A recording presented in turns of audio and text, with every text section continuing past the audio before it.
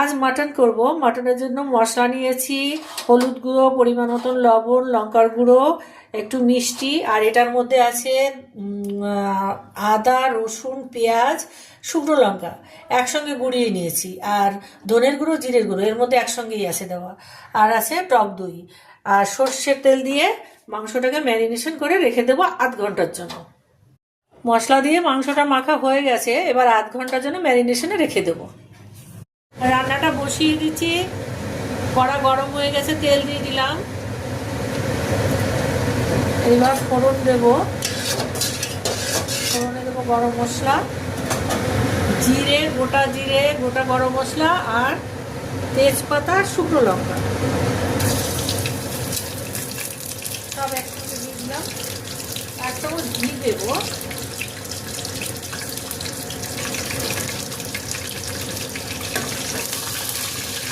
মশলাটা ভাজা হয়ে গেছে, এবার পেঁয়াজগুলো দিয়ে দেবো। পেঁয়াজটা একটু যখন ভাজা হবে লাল লাল করে, তারপরে আমি মাটনটা দিয়ে দেবো।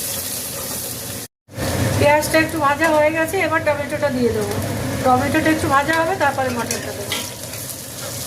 পেঁয়াজ আর টমেটোটা সুন্দর ভাজা হয়ে গেছে, এবার মাটনটা দিয়ে দেবো। ম্যারিনেশন করে আধ ঘন্টা রেখেছিলাম, এবার দিয়ে দেবো।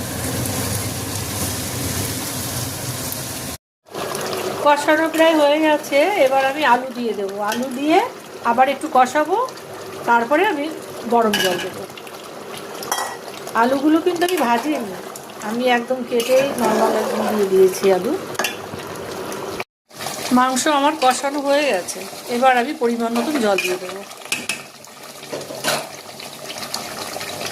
পুরো সিদ্ধ হয়ে গেছে মাংস, এবার গরম জল দিয়ে দিচ্ছি পরিমাণ মতন, দিয়ে ঢাকা দিয়ে রাখবো।